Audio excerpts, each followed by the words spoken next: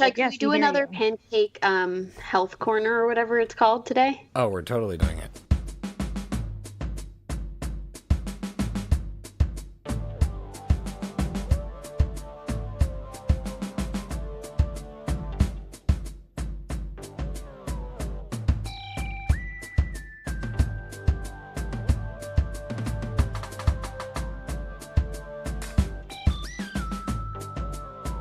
Here we are, and welcome to the Friday Night Movie Podcast, where the butter in the buttery intro is always filled with margarine, and the syrup is always sugar-free. What do you guys think about that? For the buttery intro. That. It's funny, right? Because we're I like that because we're all lactose intolerant. Yeah, can't handle actual butter. Exactly, and because we're going to bring back the health corner this week, back by. Actually, we have no idea if it's popular demand, but back by demand from the three of us. As always, I am joined by my sisters Lily and Becky to talk about, well, our lives and our childhood, but also movies and television, of which we have much to discuss today. But first, before we get going and talk about any of these exciting pop culture things, I'm going to ask Becky, my sister in California, how you doing? Oh, I'm good today. My in-laws arrived. They'll be staying for 2 full weeks. It'll be 2 weeks of eating lots of food, and that's about it. So and then taking care of your child and being super nice to you. Taking care of my child and just being like really nice and loving and generous and kind. Everyone should know that not only has our whole family gone on vacation with Becky's in-laws, but I have repeatedly invited them back on our family vacations because I love them so much. So before shout-outs, I'm giving a shout-out to Tanya and Michael and Jenny and Devin and the kids. You're all wonderful. Can't wait to see you again soon. All right. Well, that's my brother one-upping me, as always. Moving on. Lily, how are you? I am good. Shai's like what a brown noser would be, but for an in-law. Like Shai's like that, like the kid that's like so annoying at school that has to be the teacher's. He's an in-law pet. Shai, you're an in-law pet. But you know what? I just want to say I don't have to try this hard with the Tombroses, and I'm pretty sure they like me. All right? Oh yeah, no, you've slept in their house. For sure, the best. You've slept in my in-laws' house like more times than I have at this point, and like, but both at my sister-in-law and brother-in-law's, and at my parents-in-law. So, you know. Yeah, I feel like you have very good stock with the Tom Bros back. Mm-hmm. Okay, so I'm good. I have a funny story about something that happened to me just on Friday at work. And I feel like, well, you know, this is becoming all on its own segment of like the stupidity that happens to me at work in Spain. And so just to recap, people, you had a cockroach incident and you had a Muzak version of Never-Ending Story. Never-Ending Story during a meeting, and a separate incident where a cockroach fell on the person I was having the meeting with's head, and he flung it at me in a meeting. So I'm going to just give you a little bit of background story. Becky so generously gave me a beautiful gift this summer as an early birthday present, because my birthday's in 2 weeks, of this very fancy body oil. Which when I say it out loud, that kind of sounds like a strange gift, but it's like very California. It's an everyday oil. You can like use it. You can use it every kind of like a moisturizer. You can use it on your face. Yeah, use it on your what's it called, the ends of your hair. You could use it anywhere. It's an everyday oil for anything, and it is very fancy. Right, it has like 17 types of organic oil in it. It's wonderful. Like it's made of. Is it only made of plants, or is it made of animals? Meaning like beluga and stuff like that. No, it's definitely no animals, but there's a coconut in there, and argan. Whatever argan oil is, I keep seeing that everywhere. It has argan oil, which I don't know if that's a fruit or a plant. But it's in there. Argan's a state. and so it was, I was getting ready to go out to this very important meeting that I had. I was invited by the like Federation of like urban businesses to come to represent our business with 3 other businesses and then like another association to kind of talk about how to expand commerce in a different city on the island. And so they wanted to use us as an example being at this meeting. So I was like, very pumped, but it was really, really hot out. So it was like we're having a heat wave. So I wore very cute, like business appropriate shorts, kind of like a pinstripe. What is a business appropriate short? They're like a business short. It is a pinstripe, like white with black pinstripes, very thin pinstripes. So like gardening shorts? No, like, they're just like fancy shorts. Like, are they like shorts that like an Orthodox woman would wear, or like what? No, like, they're like above the knee. Oh. Which is an important point of the story. So definitely above the knee. They don't sound very business-like to me. No, they're very cute. And then like a button-down black shirt. It was very cute. Anyways, and nice sandals. And because it's very hot, and I had to walk to the meeting. I had to like walk around town and get to the meeting. And so I was like, oh, I'm going to put some oil on my legs and, moisturize all up and like put makeup on. Oh, sorry. Hit the mic and put makeup on and all that before you put makeup on your legs? No, I put the oil on my legs. I'm sure some people do put makeup on their legs. I put makeup on my face and I headed out to the meeting. Now, when I get there, the meeting, I'd never been to this place. It's like a 3-story building, and they're on like the 2nd floor. But in Europe, for some reason, that's really the 3rd floor. And then there's a secret 4th floor. And I was like, I'm going to get my steps in. I'm not going to take the elevator. Yeah, numbering on a really hot day. With the like RS being the 1st floor. No, RC. RC. Sorry. I was just going to say it like the 1st floor, not RS. RC. Whatever that means. And so I was like, I'm not going to take the elevator, get my steps in. And it was like an entire extra floor than I had planned. So needless to say, I was like very hot when I got up there. And then we go into this sort of like a boardroom, meeting room, but not that big. And people are crammed in. There's a lot of people. And the president of this federation is starting the meeting. And the first thing he said was, does anybody want me to put the air conditioning on? Because it was really bloody hot in there. And I'm like, obviously everybody's going to be like, yeah. The woman next to me, and this is no joke, I just sweat pouring, just dripping down her face. And everybody's like, I'm fine. Now, these people are all in jeans because they're Spanish. Why didn't you just say, yes, I would love it if you could put the air on? Everybody turns around and is like, okay, it's fine. And I was like, wow, how not American is this moment? Women, like the few women in the meeting, start taking out the like Spanish fans and fanning themselves. And I'm like, guys, if you need to take out a fan in a meeting, put the AC on. No, everybody's hot just hearing the story. No, Shai would literally like have had to be like, excuse me, and like push out of the way. I'm rethinking going to visit you again after hearing this story. My favorite temperature is air conditioning. Period. That's the temperature. I know. Air conditioning. So the women are fanning themselves, and I'm like, well, why don't I have a fan? I know I had to bring my fan to this meeting, and everybody's fanning. You brought your garden party shorts, but you didn't bring your fan. Yeah. Because I thank God I was wearing shorts, except that I did not plan. Becky, do you have any idea how when you put a significant amount of that body oil on and then sit on a plastic chair and have the temperature of the room be somewhere around 90 degrees, if you cross your legs, you slip right off? like a slip and slide. You know, like Ross's pace pants on Friends, but the reverse. Like I literally like sliding into first, jumped onto a slip and slide, crossed my legs, got a little bit of butt cheek onto the chair and or thigh, and just slipped right off. And then I was like, I'm fine.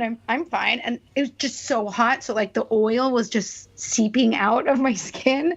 And then for the rest of the time sitting there, I just kind of kept sliding slowly down the seat, and I couldn't cross my legs because then the legs were just like, it was so bad. And I was like, I can't believe people are not putting on the air conditioning.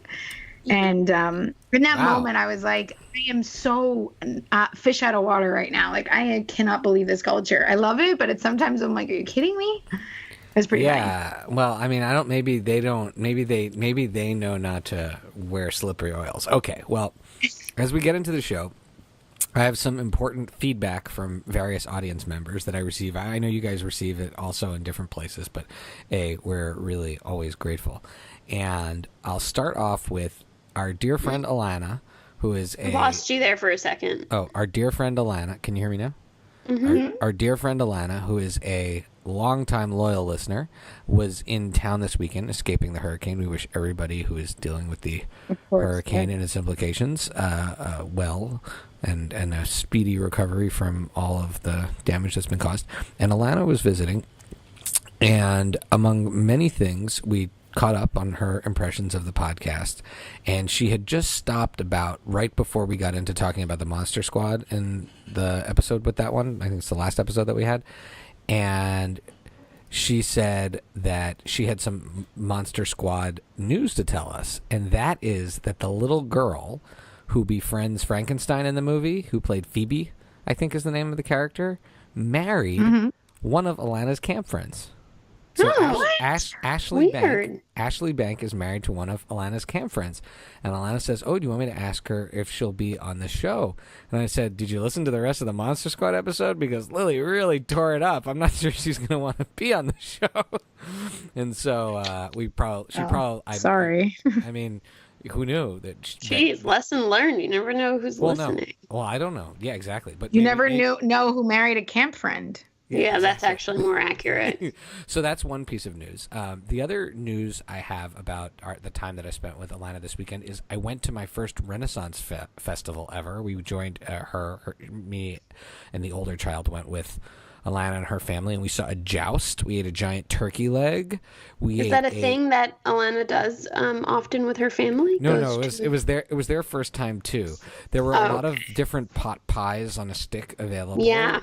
What? Pot pie on a stick? That seems like it's not. Oh no, everything's available. There was a peanut butter pie on a stick. Everything's just deep fried. That's why. Why is it on a stick? Because it's deep fried. Because I think they want it to be authentic, and they don't want to have. They want to save plates. Like they don't want you. There weren't a lot of paper plates. I suspect it's an environmental thing. No, I have no idea. And then there was a performer named El Gaucho, and El Gaucho had bolos, which he said were bols, which were these like spinny balls that he banged on the ground and danced with, and it was a lot of fun. It was very cool. And what I realized as I was seeing it is the original Comic-Con in a way, because here you have all these people dressed up and very specific vendors selling chainmail and things like that. And I realized, oh wow, there's like a real connection here. So it was lovely. The Maryland Renaissance Festival was a lot of fun. And then last but not least, earlier today, I had the great pleasure of joining Nick from the Stand Against Evil podcast, known as the Podcast Against Evil. Only the episode that I'm participating in is the Fan Against Evil episode. And I got interviewed by Nick, and that podcast is terrific, and you know how much I love that show, so I highly recommend you check out the show, and the accompanying podcast is awesome. And Nick and the gang at that podcast are super. And with that, we're going to talk about, last but not least, Lily. Sorry, this is last but not least. Mom calls me earlier today with a list of things, feedback on the podcast. And she states that you exaggerate. And I said, yeah, I love Lily. That's like Lily's number one storytelling trait. She's the queen of exaggeration. I love when Lily exaggerates, Mom. She goes, yeah, but she told everyone that I made her watch book club. She made me watch book club, and she loved that movie. And in my head, I'm like, she made you watch that movie so she could talk about watching that movie with you, Mom. But I didn't tell her that. 100%. So, anyways, speaking of movies, do you want to get into our movie, or do you want to do the health corner first? Movie. No, let's do.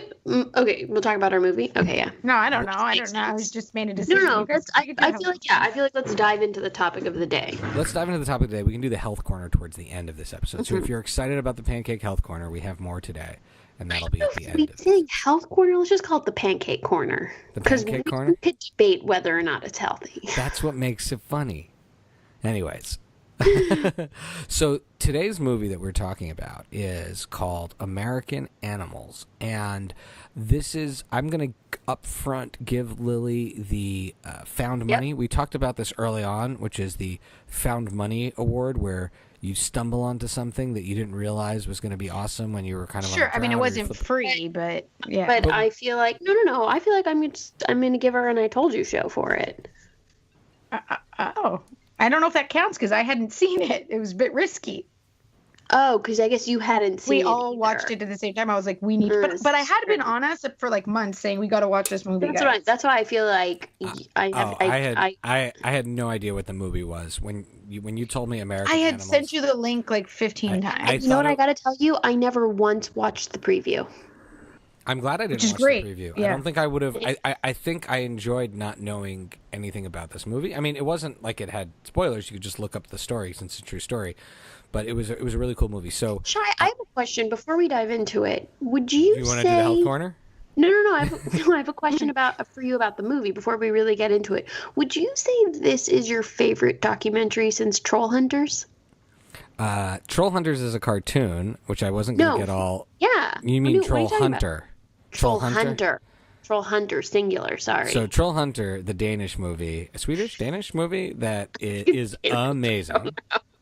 Amazing. And these actually were, I guess there's some similarities when you think about it, but that's, that is a real true story. This American Animals, I'm not sure 100% how true that was. It's pretty true. I know, I'm totally messing around. Lily, have you seen Troll Hunter? It's a fake documentary about guys who go and hunt like trolls in the north of Denmark. Oh yeah, but it's amazing. Shai literally finished that movie. He's like, this is the best documentary I've ever seen, and for years has just referred to it as a documentary, which is why upon seeing this film, it's like saying Spinal Tap is the best documentary. Right. Both of those are better than all of the documentaries that I've ever seen. So let me. Becky, would you like to tell us a little bit about what American Animals is? Give us the kind of intro to both the style of film and what it's about. I literally don't even know. So I actually have questions about the style of film, but the basic premise is that You're the filmmaker in this group. I have questions about I feel like we could debate what style of film. I think it's very fluid. So I don't think it's clear. The basic premise is that this is the true account, or this is an account of 4 college students who plan a heist to steal rare books that include some rare pieces of artwork, and it's the story of how the heist gets planned and goes down and the aftermath of it.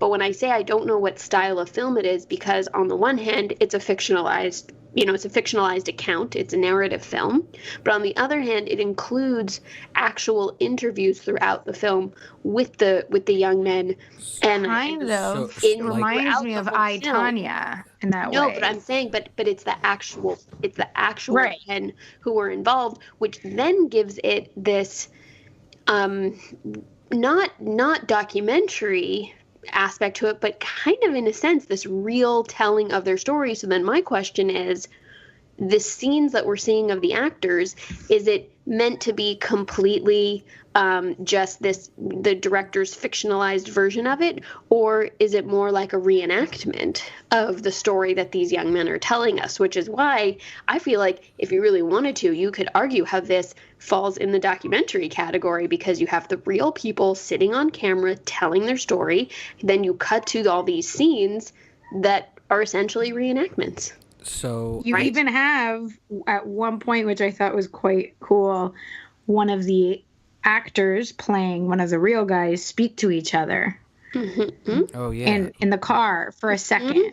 Mm-hmm. But I would say that, which I was like, whoa, talk about a fourth wall. I would say that, if you're really going to be specific, if you think of other programs or shows where you have both interviews and reenactments, this is basically an episode of that 911 show that William Shatner used to narrate, where you'd have interviews and then they'd reenact it, or each Hollywood story, only really, really well made. Another way you could look at it as, I see it much more as a drama than a documentary, and it happens to happen. But the special features are just like included in the movie. And I think in any other movie it would take you out of the movie, but the story is kind of just so unbelievable in the sense of like, really, like that I think it does a service, because these guys are being like, no, like actually that really happened, and this is how I felt at the time, and then it goes back to and then you can go back to enjoying it because you're like, oh, I guess that really happened. Right, and I thought the reason that it threaded together so well were little things like the well, not a little thing. The way that the interviews are done, they're highly staged, they're highly stylized, and it matches perfectly with the style of the filmmaking. And then you have certain overlaps, like the shirt that one young man is wearing, one of the men is wearing in their interview, is the same shirt that the actor is wearing in, the early part of the film. And so you'll have crossovers like that throughout, where you're really weaving the fictional character, the actors, and the real people together. And you'll have an actor saying a line in a scene, and then it cuts to the real person finishing the sentence. So they're really weaving these two I was worried, considering, you with the background you have, Beck, I was like, oh, is Beck going to get annoyed that this is like a little too meta? It's like a bit gimmicky. No, I have to tell you, Vlad and I immediately, once we understood what was going on, we were like, this is so much fun. This is so interesting. Right. It's a great, because I think the story is not, it's a cool story, fine, because it's like crazy and weird, but the story on its own is just kind of like sad. And you're just like, you guys are dummies. But by interweaving it and doing this creative style and having it work, you get so much more invested in the story of these four guys. So here's a question for you about the interviews. I love what Becky was saying about how the interviews are woven in and they're woven into the look of the film. There were times where I was wondering myself, are these guys telling the story and being themselves? Are they actually acting while they're doing it? Because there are times in particular when the Spencer real life Spencer, who's arguably the main character or one of the two main characters, is talking to the screen, where I was wondering if he was saying lines. I guess it sounded so authentic that it must have just been him talking, but it almost looked like he was saying lines. In my experience, I would say there's at least for sure one moment where he's reading a line. But what I imagine happened is that these interviews were conducted with with a very clear goal in mind of how the story needed to be told, like beat by beat, and that if he wasn't naturally saying what they knew they needed to cut in, they might have at certain points saying, what, could you just phrase that thought again like this? That's my guess. I'd be curious to read something or see an interview with the director, because that I feel like that happened just to get a couple sound bites. But it felt to me like authentic interviews, but interviews that had been very, very well prepped by both the director and the subjects who were being interviewed. It was very clear what they needed to accomplish. Yeah. And did you think that all of the actors worked well with who their real counterparts were, or did that ever take you out of the movie? No, I thought that was well done. I thought that I'm blanking on his name. Evan Peters. Evan Peters as Warren. Yeah, as Warren, I thought he was excellent. I think he's a great actor. I feel like you don't see him in enough. And I thought he nailed it. And I think, I have a soft spot for Blake Jenner. I love that guy, but who doesn't have a soft spot for that guy? Honestly, was that the rich guy? That's Supergirl's husband. I know you like super stuff. Oh, so. You mean that's Melissa Benoist. Well, it's not. It's Benoit. She doesn't pronounce it French. Benoit. It's not. Anyways, we would pronounce it Benoit because Benoit is not a word. That's how she pronounces it. Was he in like a Hunger Games or something? I feel like he was. No, he was in that. He was on Glee where they met, and then he was on Everybody Wants Some in the movie Everybody. He was on The Edge of 17. Wasn't he the brother in The Edge of 17? Yes. And he's the main guy from Everybody Wants Some. He was great in this. Right. And so even him, I think they were all really good. Yeah. They're all really good. And, little things like, I don't want to, but again, the little things that we've talked about, the use of color, the use of costume, the framing, I thought it was all just, it felt, even if it was too much, even if it was super highly stylized, it all felt so purposeful and interesting. And, it's exciting to see a movie like that where the story carries the film just as much as the style. So it doesn't matter if the style's interesting unless the story's good to back it up, you know? Allie and I did have an issue, though, with one of the actors, not him as a performance, the actor who played Spencer. Barry. I knew you were going to say that. Keoghan? I knew it. I don't know how to pronounce his last name. The real Spencer is not only look different, but he's like a very handsome, artistic looking man. And I'm not saying Barry isn't a handsome person, but they made him very pale and pasty. Like that was part of they made him, you know, and I think part of it was that you were supposed to feel anxious with that character. You're supposed to identify with that character. I think also, sorry to interrupt you, if you look back, and I don't know if you were able to see, they don't show any footage of the four of them at that age. But he was way more like awkward looking, not as like handsome and put together as you see him in the video and in the interviews. Sorry. Mm-hmm. So maybe there was something there that was kind of representing this sort of kid who hadn't grown into himself, who let himself go along with it. Yeah, but I think that's important because because the whole idea was a conscious choice. We're seeing these four guys, you know, years later, 15 years later or so, who have been transformed by this whole experience. But 3 out of 4 of them, they picked actors who looked like them, right? Yeah, that's true. But they think Barry is such a good actor. Maybe they were like, can convey the confusion, nervousness, coolness that you're trying to achieve. And I mean, I think he did a good job. It does take you a bit out of it that when you switch back to the interviews with the real people, you're like, okay, you guys look nothing alike. So I don't think someone looking like someone is necessarily like an acting skill. So, like, for example, when they had Frank Langella do Richard Nixon and Frost Nixon, they didn't, put him in a Richard Nixon mask. He just acted so well. Right. I don't know what the real... But I think you made a really good point, which is that this younger version of Spencer is far more anxious than the older version, who is a little more detached, wiser. He's been damaged by this whole experience.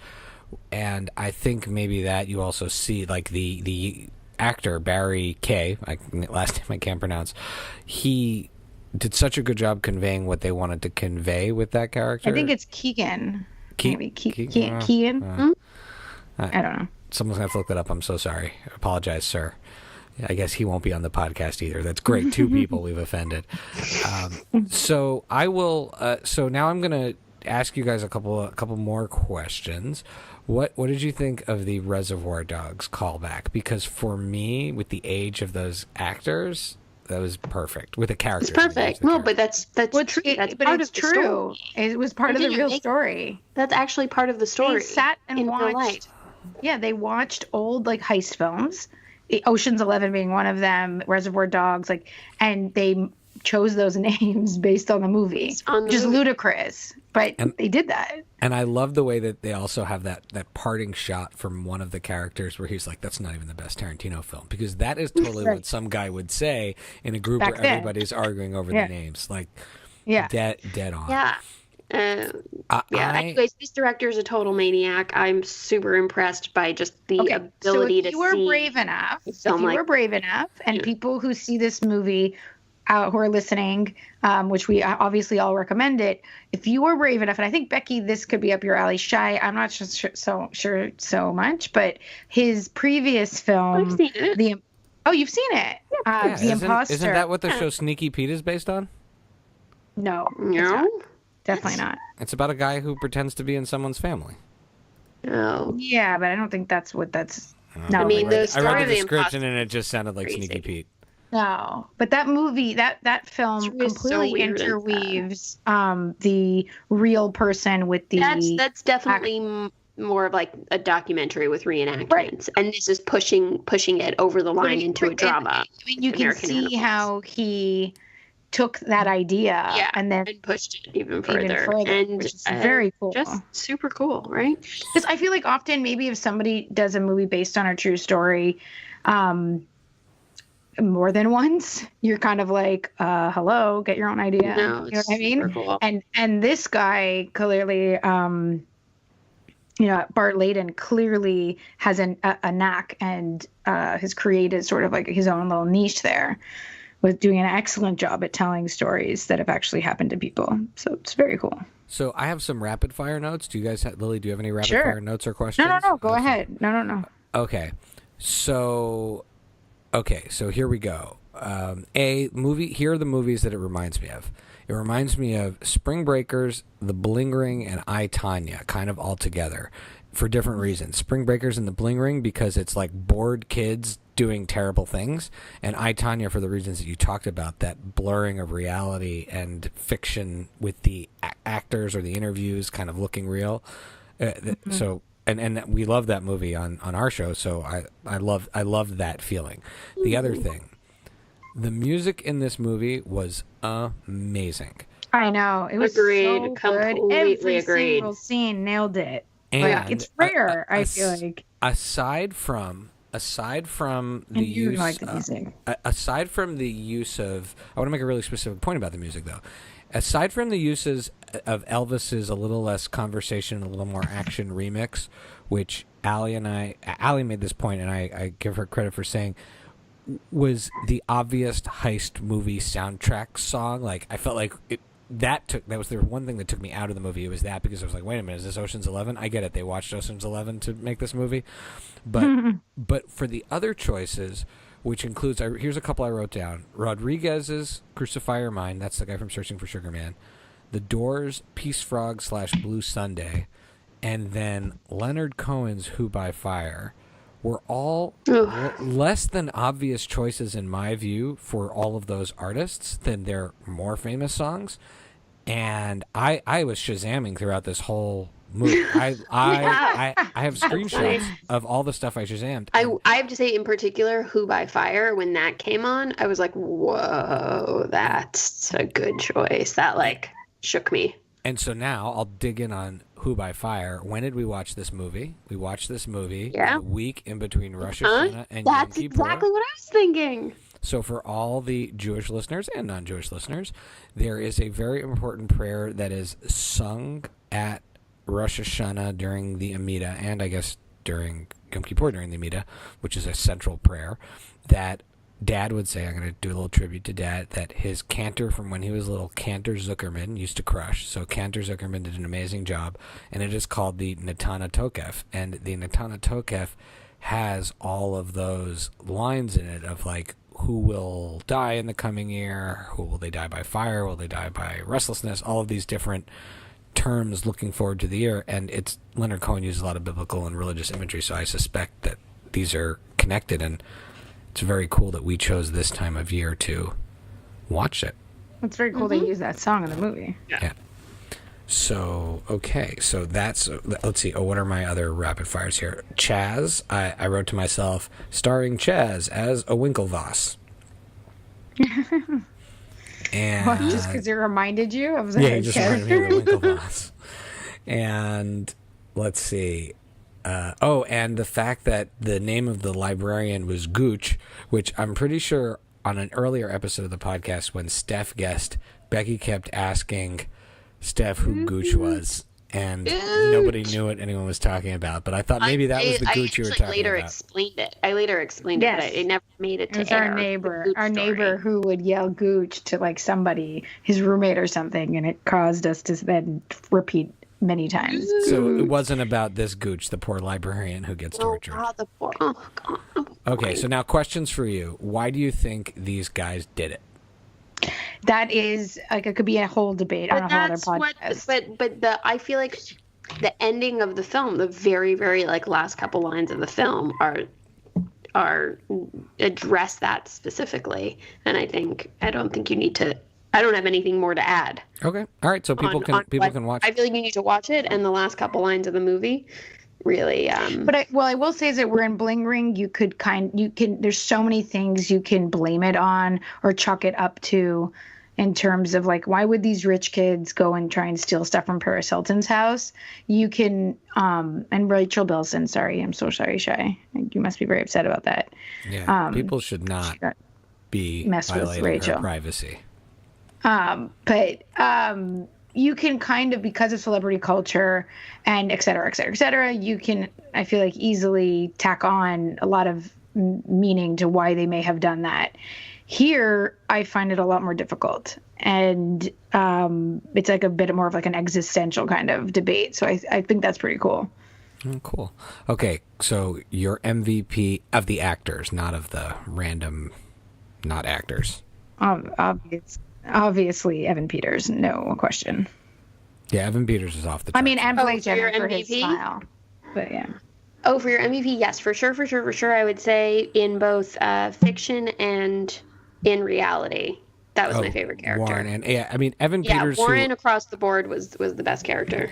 Evan Peters, who I previously only knew as the X-Men universe version of Quicksilver. Lily, we can't explain all of the Quicksilver Scarlet Witch stuff right now, so just it's no sense. I know doesn't it matter. I know, but that guy can seriously act, and to me, I'm now a huge fan of his because of how well he did in this movie, and I think I'd like to see him in more. I'd like to see him in like a Rounders type movie, something like that. Yeah, like I also want to see. I need to see another Rounders type movie, but okay. I think there's got to be. If there's a Rounders 2, put Evan Peters in it. I don't know. That's super random, but that's what I was thinking. Okay, well, so I'll say my big criticism of this, which will come in a little bit later, I thought it was 40 minutes too long. I mean, it was what it was. It was an artistic film. I watched it at the end, but I think 40 is a bit 40 minutes long. I mean, it was like 10 minutes too 15, long. Yeah. But all movies are a little bit too long and a little bit self-indulgent. But overall, I still enjoyed it, and I would still recommend it. The last half hour and the last shot of the movie in particular, where I don't know, where they're driving by, I didn't even really understand the Spencer part. That to me was weird. Anyway, so the length of it, I watched it in 2 sittings. I fell asleep the first night. I was tired. It's not because of the movie. And then I watched this. That might be why you feel like movies are long, though. No, like if you break them up over several days, they feel longer. Yeah, I think one of the problems is that you tend to watch epic films, like all the Lord of the Rings films, and you watch them over like a 4-week period. No, see, the Lord of the Rings movies don't feel too long for me. That movie felt too long for me. I completely disagree. So speaking of movies, do you guys each give it a buy? Yes, for sure. So I'm actually very happy we own it because I want to watch it again. I give it a rent because I loved it. It was awesome. People should see it, but I just don't really want to see it again. But it was amazing. But it's a positive rent. It's not a negative rent.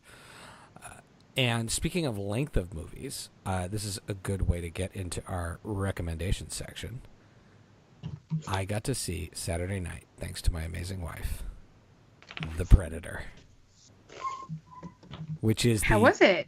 4th movie if you're looking at the straight up Predator canon, but really the 6th movie if you include Aliens versus Predator, the 2 Alien versus Predator movies, which based on what I've read about this movie are technically canon.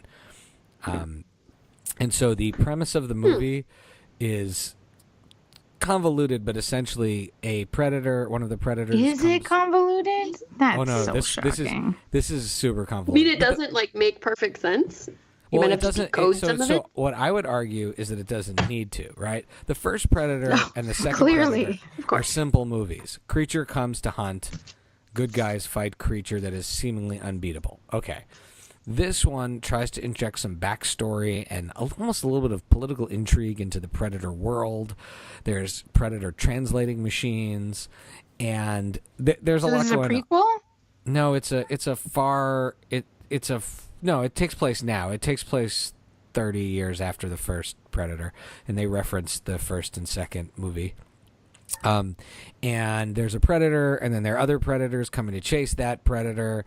And anyone who doesn't want spoilers, now's a good time to stop. I'll only spend about 3 minutes on this. But what is great about this movie, so it's been skewered by the critics who were complaining about like. I was going to say only 3 minutes. Lucky us. The critics skewered this, complaining about the flaws in logic and universe building. I'm like, are you guys serious? You can't make 7 or to 10, whichever. There's an argument if some are in or not, of these movies and not have some logic be skewered. Like, it doesn't make sense. Yeah, but also there are things like Olivia Munn's character is on one side of Tennessee at one part, and then she's like very quickly on another side, and everyone in the theater at the same time loudly said, "How did she get there?" But at the same time, no one really cared. Because they're like making the movie, and they're like, people are too dumb to know geography. That's not the problem with the movie, though.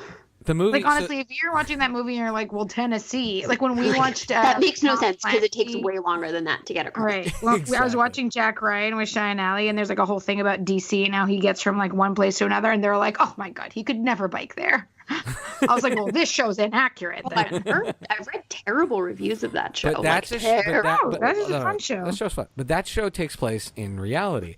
This is a show with aliens that come to Earth so with in their this show, giant... Tennessee is smaller. I don't know. Real Tennessee. Aliens come to Earth with their giant alien dogs and hunt other aliens and humans. That's what happens in this one. Wait, but what are the predators then? No, are those the predators like, are the aliens. And then who are their dogs? Oh, one of the predators has 2 dogs, and one of the dogs becomes friends with the people, sort of. No, they're predator dogs. They're like dogs. I feel like there's a lot of Demogorgons and things we see lately. I'm over them. I'm exhausted just hearing about this.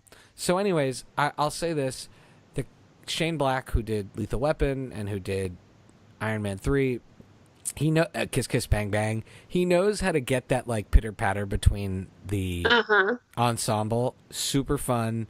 Like, super fun at the same time, very 80s and 90s. Like, again, it ain't Shakespeare. It's kind of all oversimplified. But you had Thomas Jane. You had the guy who played Theon Greyjoy. You had Keegan-Michael Key, who was definitely a huge highlight. They were all really fun. And Olivia Munn, I think Olivia Munn is viable as a scientist. They keep casting her as a scientist, so I'm just assuming. Give at this point, a break. Why not? She always plays a very, very attractive genius. Even and she's very awkward. She always plays a very awkward person. And like that. Don't buy it for a second. And I'll say, so like this, I'll put it this way. This, again, it more or less, it didn't. So 3 movies I saw with monsters in the last little while. The Meg, Jurassic World, Fallen Kingdom, and this, and I would rank them. The Meg is number 1, delivered on its promise, was super fun. Oh my god, that makes these other 2 movies sound so bad, Jay. Yeah. This movie was definitely after the Meg, and the last Jurassic Park I saw, which was a couple weeks ago, was garbage. It was 2 hours, 2.5. To not make sequels. It was going to be terrible. It was so bad. I feel like we had a conversation about this. Yeah, it was terrible. Did you go to the theaters? When did you see this? No, he it's already bought on it. video. You can. Oh, see we bought it. Yeah. Did you buy it on your account? Oh, I didn't watch it. One more thing. Also, no, he bought it on your account. That would never happen. Yeah, Jake Busey makes a cameo in The Predator, and I support many things that have Jake Busey in them. I agree. There should be a bit more Jake Busey. So I recommend The Predator to anyone who likes the Predator movies and is not hung up on story logic. And another Can I watch this without knowing the previous films? I'm going to go with yes. Absolutely. And not only that, so the previews ended at 7:52, right? So we get there at 7:30. They ended at 7:52. We were walking out of the theater by like 9:20 or something like that. Like, this movie was like a little bit over 90 minutes long. Like, not only was it only the good parts, it was only the parts. Like, there was no interconnecting parts. It was just scene after scene. Was it scary at all? Like, was there any suspense? Because I remember shitting myself as a kid watching the original with you.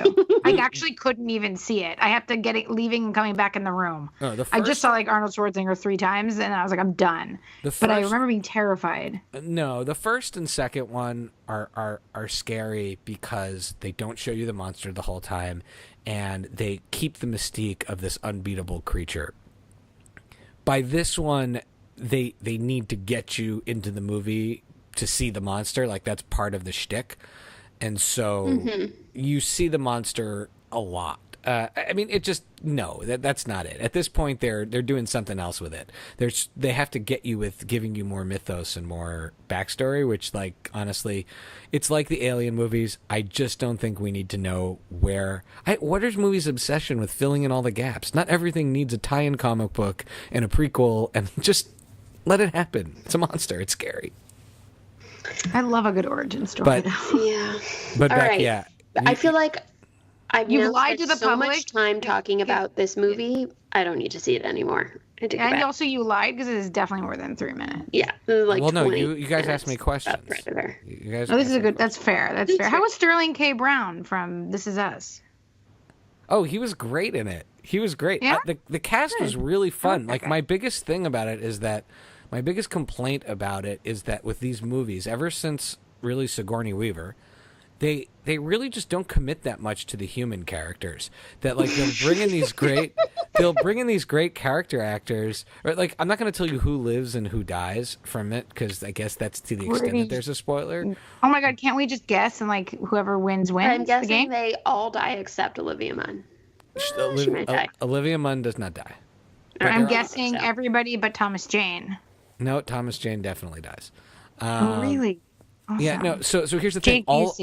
Yvonne Strahovski's in it. It's unclear if she lives because she's in the. I told you she was in it, Shai. And you're like, no, she's not. Yeah, because she's in it as a side character that clear. So if you read about the movie, it was chopped up by the studio and stuff. But like, she clearly had much more of the movie, and then halfway through it, they're like, we're just not going to continue on with her plot. And then in the end epilogue, they tell you she's still alive. They show her on screen again. I told you she was in it. So all the side characters are really good. Most of them don't live, and the characters who live are not the ones I would build a franchise on. Or basically, they're telling you the monster is the thing we're paying for, not the humans. And to me, that's the biggest failure because you need unless you're going to make the monster the main character, you need to care about the main character. Linda Hamilton's coming back for Terminator, and that's why that one has a chance. Right? It's hard to make people care about new random characters, especially when you try to make them seem completely random. Certain large franchises that we know. Yes. So, Becky, do you to discuss. Do you have recommendations? Do I have recommendations? What happened this week? What was I watching this week? You know what? I don't know. I think we've already talked about it on the podcast, but last night I watched Survivors. The House. Did you watch Survivors? Oh no, that was 2 weeks ago. We already talked about that. I was just curious. No, that was last week. We don't need to go over it again. I just wanted to know if you wanted to talk about it again. I mean, sorry for trying to raise the bar just an inch on this show, Shai. Not everything can be about Rachel Bilson. Not everything is about Rachel Bilson and Yassos. Okay. Welcome to our new podcast, The Predator Meets Rachel Bilson. Sorry, not to now like downgrade my status as the most intellectual of the three, but I did watch The House and I laughed the whole way through. You just lost all your credibility. Wait, Amy Poehler and Will Ferrell? I bet that movie delivers on its promises. Shai's like, and I'm back in the game. Jason Mantzoukas delivers on his promise. That's what it is. Mantzoukas. I'm watching that movie tonight. 3 of them, whatever, fine, Shai, amazing. how have you not seen? This is like your trifecta. Oh no! I saw it on an airplane, but I was awake for the first 10 minutes and then woke up at the end, and I didn't feel like I missed anything, so I didn't go back and try to see more. There's just I got on a plane and it was lovely. I need more Jason Mantzoukas in my life. Oh yeah, he's amazing. It makes me laugh. Yeah, so that's what I watched last night. And you know what? For like a rental or a movie plane, perfect. Okay, super. All right, Lily, what about you? Recommendations? I'm going to put the intellectual feather in my cap and say that I saw a awesome documentary last night. I wanted to give Lily some shit now, okay? She watched a documentary too. Yeah, but it was very not as like gross as Ebola. So people might actually want to see it. It was awesome. I loved it because, and Becky, like, of course, like the documentary you spoke about last week, they did a very amazing job at weaving the story slowly. It felt like you were watching like a dramatic film with like ups and downs and like the ending. And it's very much a story being told about probably one of the greatest surfers of all time ever in the whole world. Up there, like, you know, everybody knows Kelly Slater, and Andy Irons was like pretty much the only person to rival him. And it's just about this very hidden part of his life that nobody knew about. And just what if, like, when you see him, you know, I like sports. I like stories about like athletes and stuff like that. This film, like when you get to watch it's almost better than watching a fictionalized version of it, because when you got to see a fiction version, yeah, it's like cool, whatever. But this, you get to see like all the real footage, and to me, the athleticism, it just like blows you away what this person was humanly capable of doing, like an Olympic athlete, you know. And plus, the storytelling is really, really Very good. Cool. And my husband's an avid surfer. Becky's husband's an avid surfer. So I assume it's also like a good movie if you're not into surfing. So one could say it's the Gleaming the Cube of surfing. Yeah, I guess you could. Yes. Yes. Okay. Gleaming. So it's called Andy Irons' Kiss by God.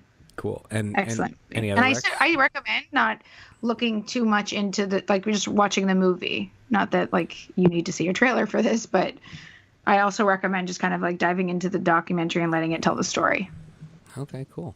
All right, and I guess to wrap up our recs, we'll do the Pancake Health Corner, and I will just say that, continuing our discussion of the low-fat ice creams, the brand Enlighten is probably the best peanut butter flavored item you can get. Is their peanut butter with chocolate chips, or if you can find the Holy Grail, the chocolate with peanut butter chips.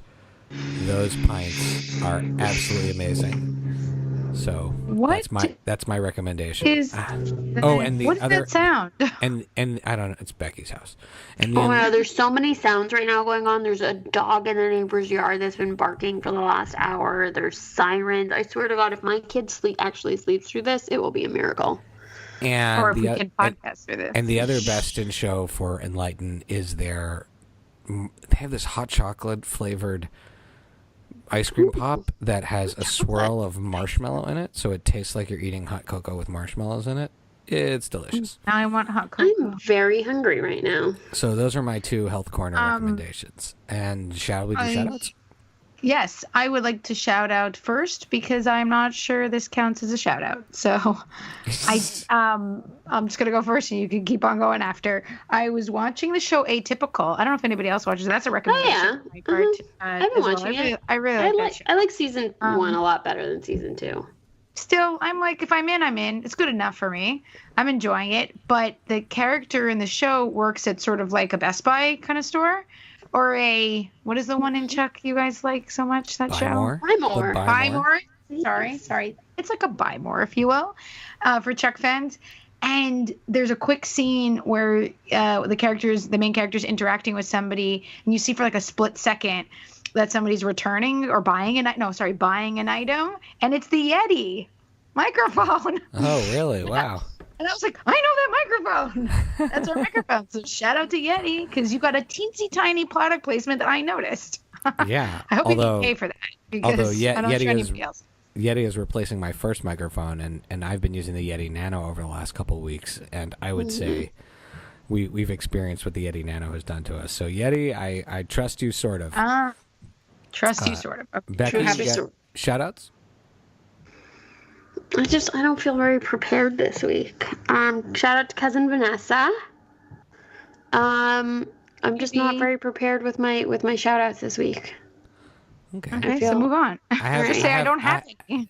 I feel like that's lame. Worse is I feel like I have one and I can't remember what it is. Well, I wrote a list down. I wrote a list down because I'm a grown up.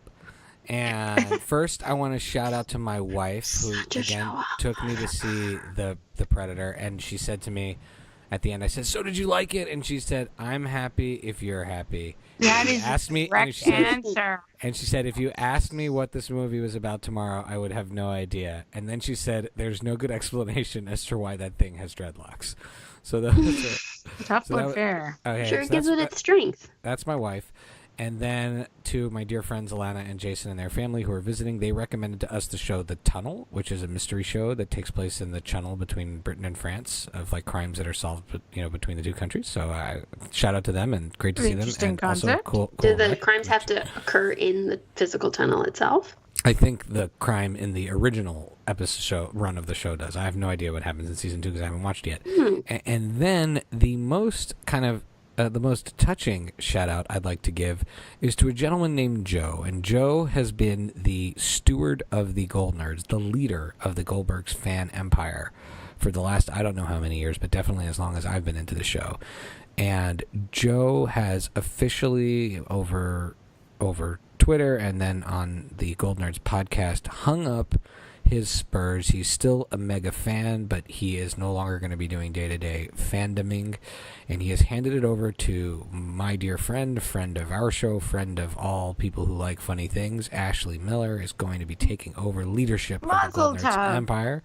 And so I think that is a beautiful, like, George Washington-like thing for him to do, to hand the reins on to the next person. And Lons, who is a big Goldbergs fan, and I have pledged our allegiance to Ash, and we're going to help her however we can as she goes out and runs the Goldnerds Empire. So if you're a Goldbergs fan, we all wish Joe goodbye, but keep following the Goldnerds, and it's the Goldnerds. Oh, I remember my shout-out. How could I forget? I'm giving this heartfelt goodbye. And just say... Mazel tov. We're not listening, Shai. Okay. Go ahead, Lily. No, I was listening. I'm kidding. Mazel tov. It was a great speech. Right. It's very nice of them to... Anyways, Lily, what was your shout-out? Sorry. Let Shai finish. No, I'm done. I'm done. I'm going to remember... I want to hear it. I'm sorry. It was like a brain... Nope, it's over. Fart. It's gone.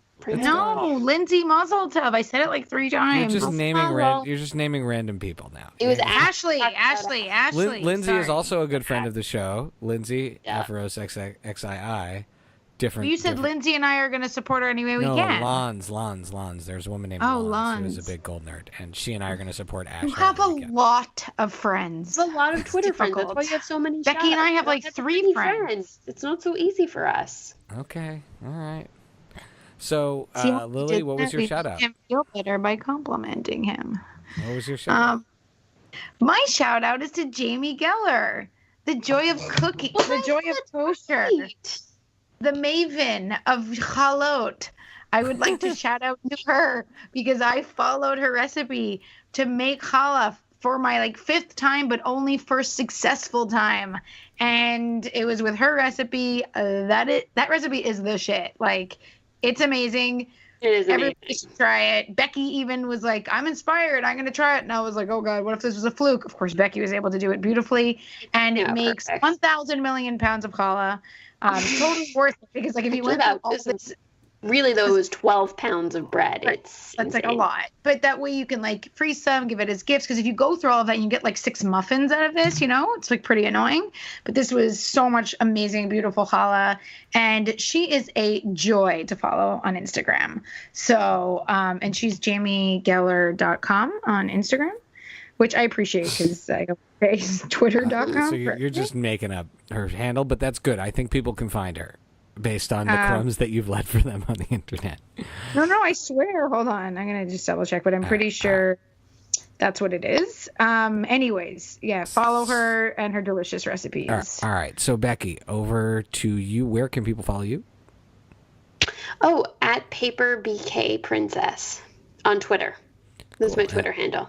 And Lily, where can people follow you.com? At the Twitter. At GGK Gomez on Twitter. And you can follow me at Pancake for Table on Twitter and Instagram. All of the Pancake for Table fun at pancakefortable.com. You can help us out by going to your favorite iTunes or podcast provider and rating and reviewing us, or going to Podchaser and rating and reviewing us. And you can also catch me on the other podcast that I participate in called Behind the Music. Our REM episode is up right now, and that's a pretty special one, near and dear to my heart, with Rick Springfield and Motley Crue coming in the next month. So those are really fun episodes coming. And last but not least, don't forget that you can, if you're so excited to join us at All-Star Comic-Con, you can get your tickets now. Friday Night Movie and Pancake for the Table. For next summer? Yeah. We'll be in June 2019. Goodness. June 2019, we will be at the All-Star Comic-Con at the Tysons at the Sheridan in Tysons Corner, Virginia. We're really excited to be part of that. And with that, the music from What Does It Eat kicks in. Amazing. And I was right. It is JimmyGeller.com, by the way. So take that. We dance. Dancing. I'm dancing. All right, bye, guys. Okay, bye. Love you. Bye-bye. Bye. Love you, bye.